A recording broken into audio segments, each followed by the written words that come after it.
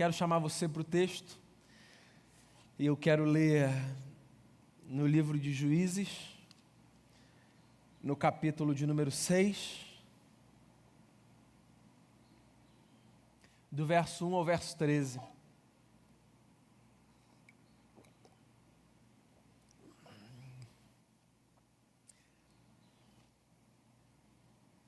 A gente continua a nossa série Fé em Meio ao Caos. Semana passada a gente conversou sobre a história de José. Hoje eu quero conversar sobre Gideão. Diz assim o texto de Juízes 6. De novo os israelitas fizeram o que o Senhor reprova, e durante 7 anos ele os entregou nas mãos dos midianitas. Os midianitas dominaram Israel. Por isso os israelitas fizeram para si esconderijos nas montanhas, nas cavernas e nas fortalezas. Sempre que os israelitas faziam as suas plantações, os midianitas, os amalequitas e outros povos da região, a leste deles as invadiam, acampavam na terra e destruíam as plantações ao longo de todo o caminho até Gaza, e não deixavam nada vivo em Israel, nem ovelhas, nem gados, nem jumentos. Eles subiam trazendo os seus animais e suas tendas, e vinham como enxames de gafanhotos. Era impossível contar os homens e seus camelos. Invadiam a terra para devastá-la. Por causa de Midian, Israel empobreceu tanto que os israelitas clamaram por socorro ao Senhor. Quando os israelitas clamaram ao Senhor por causa de Midian, ele lhes enviou um profeta que disse: assim diz o Senhor, o Deus de Israel, tirei vocês do Egito, da terra da escravidão, eu os livrei do poder do Egito e das mãos de todos os seus opressores, expulsei-os e dei a vocês a terra deles. E também disse a vocês: eu sou o Senhor, o seu Deus, não adorem os deuses dos amorreus, em cuja terra vivem, mas vocês não me deram ouvidos. Então o anjo do Senhor veio e sentou-se sobre a grande árvore de Ofra, que pertencia ao abiesrita Joás. Gideão, filho de Joás, estava malhando trigo num tanque de prensar uvas, para escondê-lo dos midianitas. Então o anjo do Senhor apareceu a Gideão e lhe disse: o Senhor está com você, poderoso guerreiro. Ah, Senhor, Gideão respondeu, se o Senhor está conosco, por que aconteceu tudo isso? Onde estão todas as suas maravilhas que os nossos pais nos contam quando dizem: não foi o Senhor que nos tirou do Egito?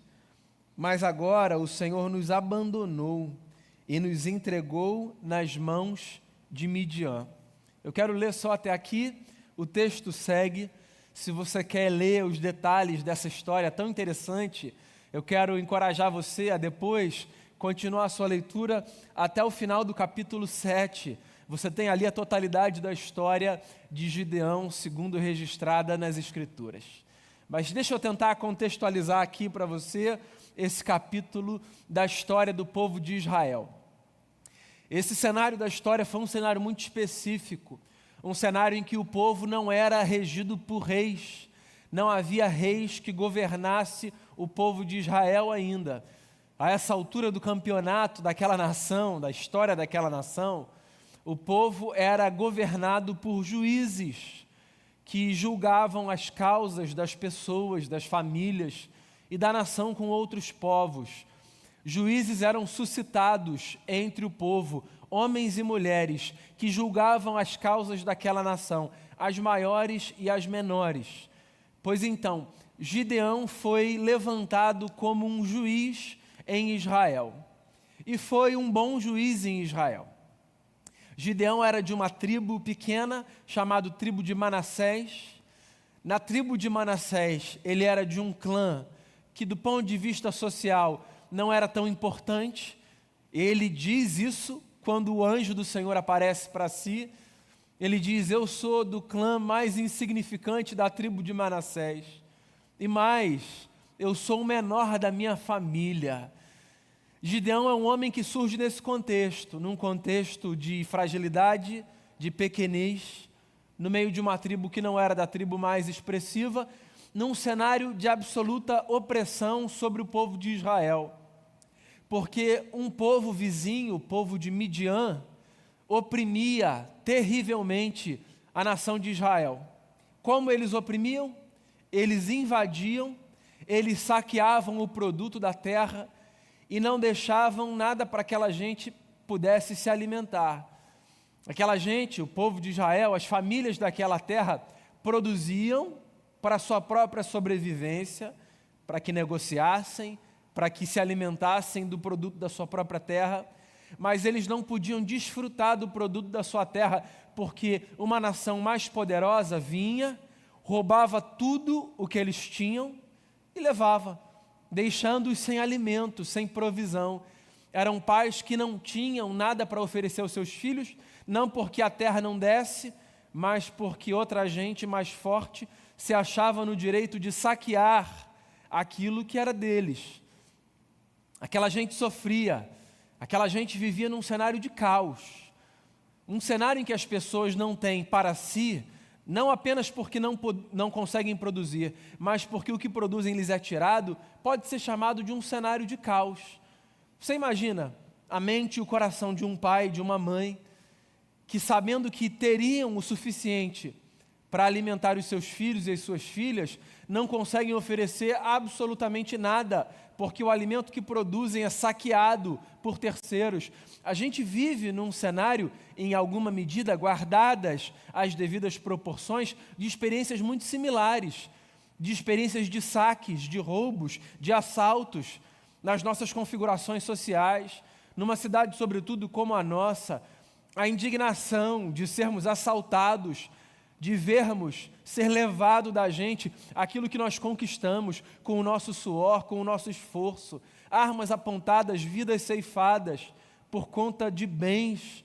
Nós passamos por experiências dessa magnitude no micromundo, passamos por essa experiência no macromundo, da relação de injustiça num cenário de absoluta corrupção e de desnível, por exemplo, na quantidade de imposto que a gente paga e na proporção inversamente oposta de benefício que a gente desfruta. Nós nos sentimos roubados, lesados, quando pagamos os nossos impostos, quando vemos uma parcela significativa do nosso salário, que é resultado do nosso trabalho, ser levado pelo governo, pelas taxações, sem que nós tenhamos compensações práticas, sem que nós tenhamos saúde, sem que nós tenhamos educação, sem que nós tenhamos segurança e tantas outras coisas que deveriam vir como retorno pelo pagamento dos nossos impostos. Sim, a experiência do assalto, a experiência de sermos saqueados,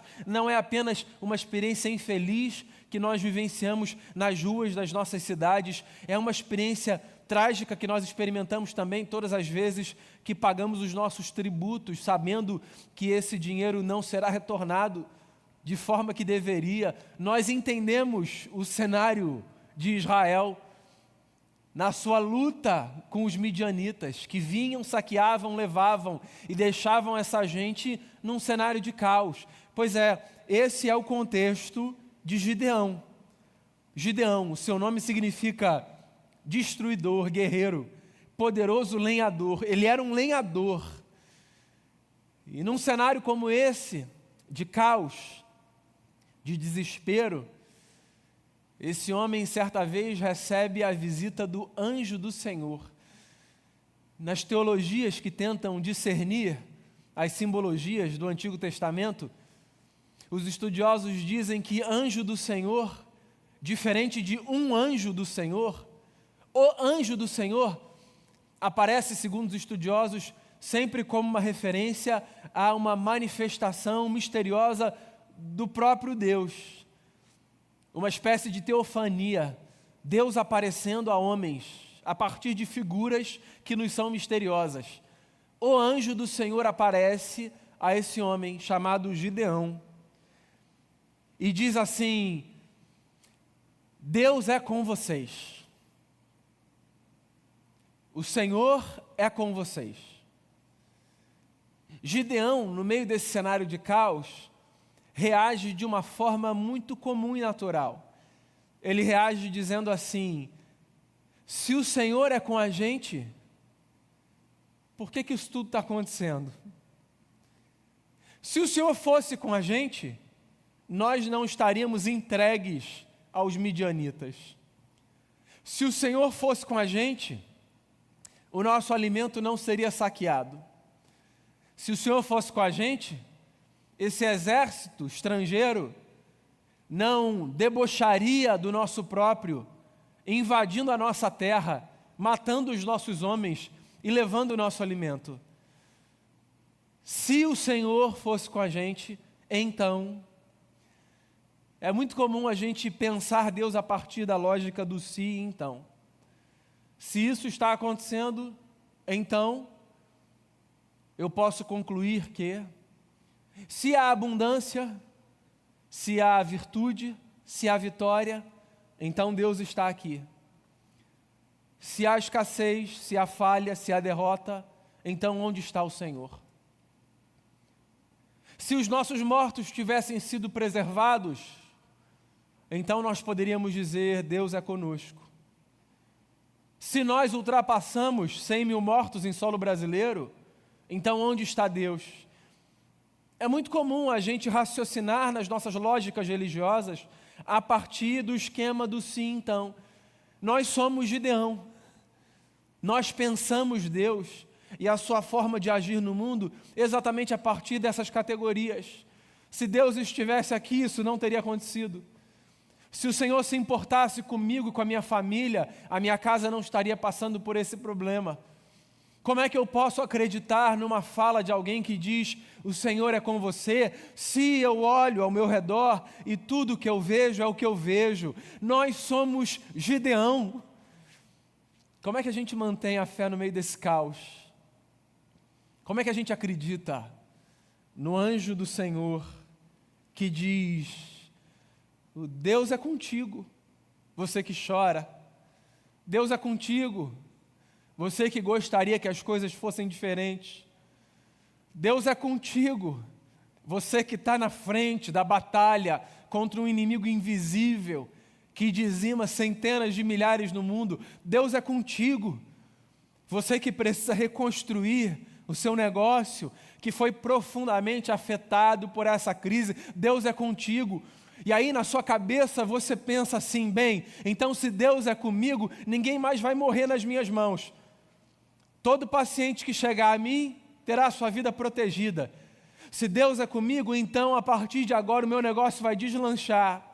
E tudo que eu perdi em dinheiro eu terei em dobro. Se Deus é comigo, então essa crise não vai mais me afetar. Não, eu não sei se você pode fazer esse raciocínio com essa consequência automática, enquanto desenvolvimento da lógica de Deus é contigo, então eu não faço esse caminho. Deus é contigo não é para que se garanta um então do triunfo.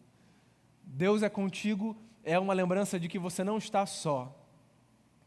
E de que mesmo que você enfrente adversidade, luta, dor, desafio, você não está só. Deus é contigo. Deus é com você. É possível que você consiga preservar as vidas que chegam às suas mãos. É possível que você possa ver o seu negócio deslanchar, de modo a reverter esse cenário que se impôs. É possível que você encontre força para refazer a sua história, mas não será isso o principal sinal de que Deus é com você. O principal sinal de que Deus é com você é o fato de que essa fala, por si só, traz alguma medida de paz e de esperança para o nosso coração. Como a gente cantou hoje, só de ouvir a tua voz, só de ouvir tua voz, de sentir teu amor, só de pronunciar o teu nome, os meus medos se vão, a minha dor, o meu sofrer, porque de paz o Senhor inunda o meu ser. O Senhor é com você, Gideão. Gideão homem, Gideão mulher, você que se vê representado nessa história, de um homem que recebe uma visita ilustre, Deus aparece a ele E ainda assim ele rejeita a fala de Deus é com você, porque na cabeça dele não faz sentido Deus ser com ele e o seu povo ser violentado da forma que é.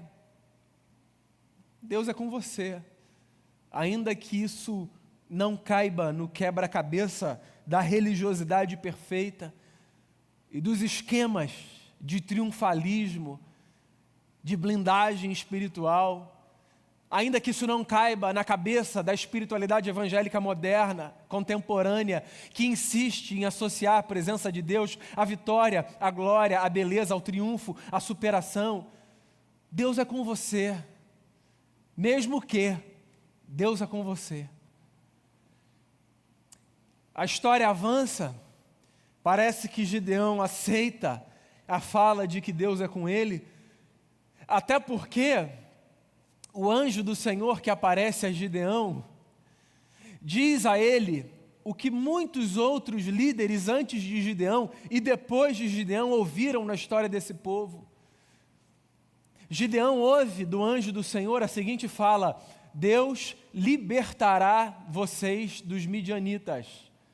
Deus libertará vocês. A Bíblia é repleta de episódios de Deus suscitando libertadores nas nossas histórias. E lembre-se de uma coisa: a suscitação de libertadores não significa necessariamente a transformação de cenários físicos e externos. Às vezes, o libertador que vem chega para me libertar das minhas amarras internas antes que os cenários externos sejam revertidos. Às vezes, a libertação de que eu preciso é a libertação da alma, do medo, das angústias, da incredulidade, da desconfiança. Não há manifestação real de libertação apenas quando um cenário externo se reverte. Há manifestação real de libertação quando dentro da gente cadeias começam a cair, grilhões começam a se partir, demônios começam a ser expulsos, medos são superados, fragilidades que têm a ver com a nossa incapacidade de crer são superadas por uma força que a gente não sabe de onde vem, porque a gente encontra confiança nos braços daquele que nos acolheu quando o seu filho foi preso no madeiro. Pois é, Gideão ouve exatamente isso. Deus libertará e você será o libertador.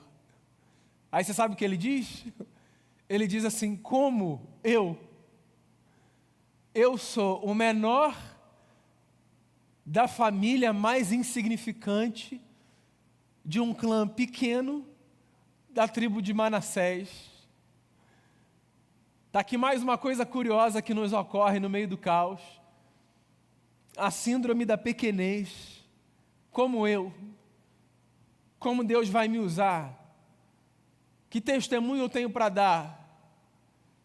Se eu não ganhei, se fui eu que fui o demitido, se foi o meu familiar que morreu depois de tanto eu ter orado, se foi o meu casamento que se desfez depois de tanto eu ter lutado, se foram os meus filhos que enveredaram por esse caminho, que passaram por tantos problemas, como eu darei o testemunho? Como é que Deus vai me usar? A síndrome de pequenez, essa mania da gente achar que Deus usa pessoas grandes, que Deus usa pessoas perfeitas, que Deus procura currículos, que Deus escolhe a dedo pessoas a partir daquilo que elas têm a oferecer. A leitura dessas pessoas que acreditam que Deus se vale da história de perfeição de homens e mulheres para construir os seus propósitos é uma leitura absolutamente distorcida e ignorante da realidade dos fatos das Escrituras, porque de Gênesis a Apocalipse, Deus só usa gente torta para cumprir os seus propósitos.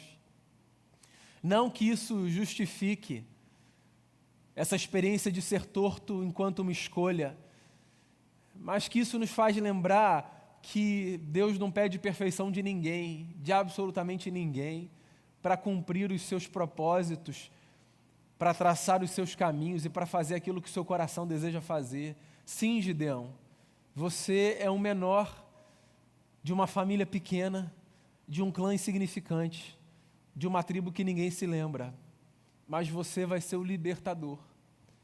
Sim, amigo e amiga, você chora, você talvez não tenha no momento uma história de vitória para contar, o seu testemunho não cabe na religiosidade midiática dos televangelistas que só oferecem um microfone para quem diz Deus me curou.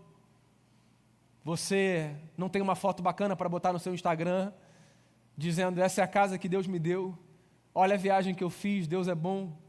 Pois é, você se constrange por achar que colocar uma foto de família doriana é too much para você? Você se angustia porque você não tem a carreira de sucesso que os seus amigos que moram numa casa que tem a grama mais verde do que a sua têm, ou parecem pretender ter, porque eles não têm nenhum caso de derrota, os números deles são sempre progressivos, e eles são empreendedores maravilhosos, e estão sempre rindo, e vivem um negócio super descolado, porque acreditaram em si, e de manhã disseram para si, olhando no espelho, você vai vencer, porque você é uma pessoa muito bacana, e a sua história não é essa, e você se constrange de ter de narrar qual é a sua vida, porque você não é uma pessoa tão bonita assim, se assemelha mais a um patinho feio existencial. Pois então, deixa eu dizer uma coisa a você, além disso tudo ser fake, além desse mundo ser uma ilusão, além dessa realidade não corresponder a 1/3 do que de fato a história das pessoas verdadeiramente é, eu quero dizer a você, Gideão, que Deus nunca pediu isso de ninguém para usar quem quer que fosse para cumprir os seus propósitos. Deus aparece na tribo de Manassés, no clã mais insignificante, e nesse clã Deus olha para uma família, e na estatura social de uma família tão estratificada quanto eram as famílias do mundo antigo, em que os filhos mais velhos eram de fato mais importantes do que os mais novos, Deus aparece a Gideão e diz, é com você que eu quero conversar, porque é você que eu quero usar, porque Deus subverte a ordem das estruturas plastificadas que supõem perfeição, e que fazem o mundo querer acreditar que Deus está onde as coisas perfeitas estão. Deus subverte essa ordem. Desde o início, Deus subverte essa ordem. Deus é Deus de outra coisa. Deus é Deus de outra coisa. As nossas fotos, a nossa beleza, a nossa maquiagem, elas até fazem parte da vida. Você vai ver a minha foto em comemoração ao Dia dos Pais hoje. Vai estar lá com os meus pais e com os meus filhos. Isso em absoluto significa que eles dois, os meus dois e eu, os 5, somos pessoas perfeitas, somos apenas pessoas. Por trás das fotos há histórias lindas e capítulos difíceis, porque a vida é assim. Você que se surpreende quando Deus diz, é com você que eu quero falar, e é você que eu quero usar. Você que mal acredita quando alguém olha para você e diz, Deus usou muito a sua vida para falar comigo, e diz um muito obrigado, com um sorriso muito estranho no rosto, pensando, Deus me usou, Deus me usa, como é que Deus pode me usar? Eu sou uma pessoa cheia de problema. Pois é, Deus te usa, meu amigo, Deus te usa, minha amiga, porque Deus usa a gente como a gente. E aí aqui está o Gideão, dizendo, eu sou o menor, não é possível. E aí ele entra numa que às vezes a gente entra também, ele pede sinais a Deus. Eu acho isso muito curioso. Inclusive, tem gente que transforma o sinal num método de legitimação das experiências com Deus. Do tipo, Senhor, se é o Senhor mesmo, me dá um sinal. E aí a pessoa fica muito na expectativa de ver acontecer exatamente o que aconteceu com Gideão, com os 2 sinais que ele pediu. Depois você lê no texto. Está para além do versículo que eu parei. Ele pede 2 sinais, e Deus dá 2 sinais. Deus é esse Pai que tem paciência com a gente, que na dúvida fica o tempo todo tentando provar, garantir, se apegar.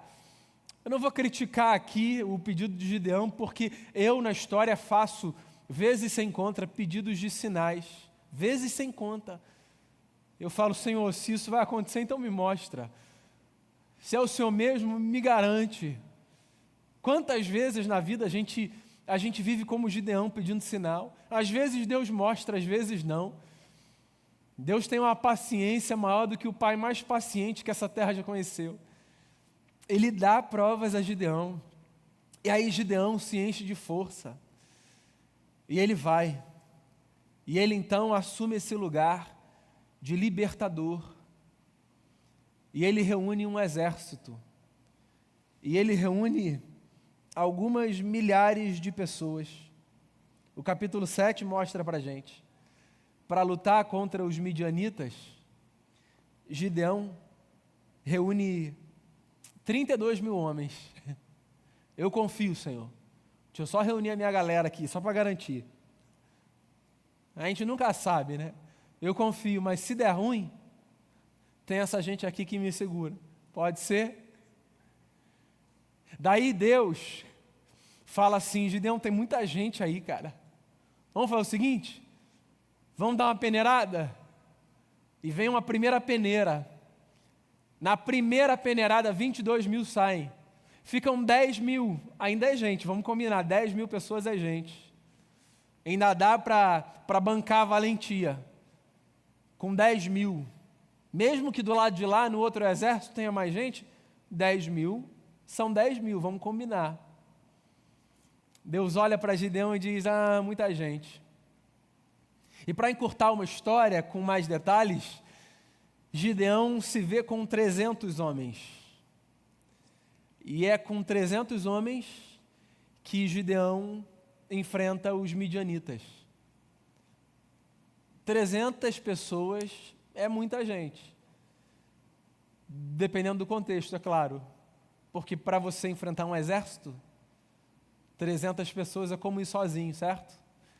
Mas é engraçado porque o texto fala, textualmente está aqui, essa experiência de Gideão, de redução do exército, acontece para que Gideão confie no Senhor e não na sua própria força. Essa é a história de Gideão, um juiz que triunfa no meio do caos.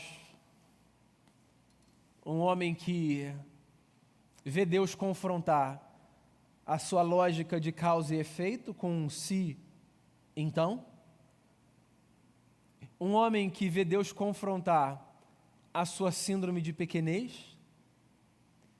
E um homem que vê Deus o desafiar, dizendo, vamos diminuir essa retaguarda, só para você ver que você pode confiar em mim? Então, meu irmão, minha irmã, você que é Gideão,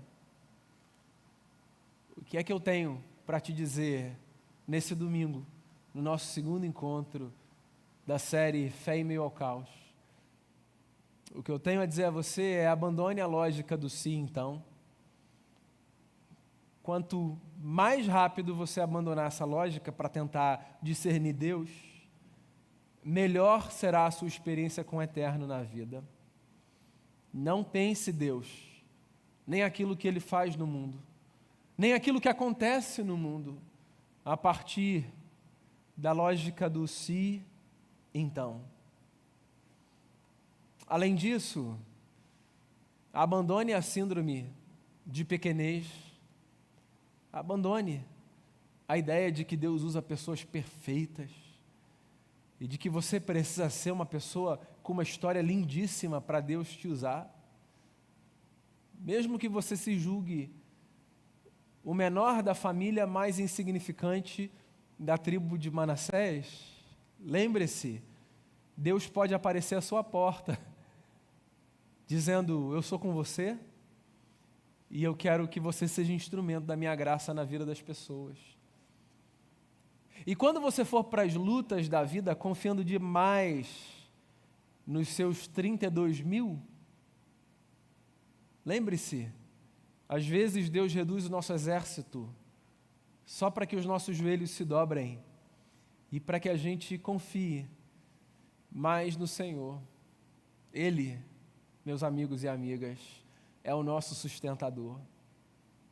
Eu queria orar com você, queria convidar você a ouvir uma canção, enquanto você prepara o seu coração para a mesa do Senhor. Vamos orar? Senhor Jesus,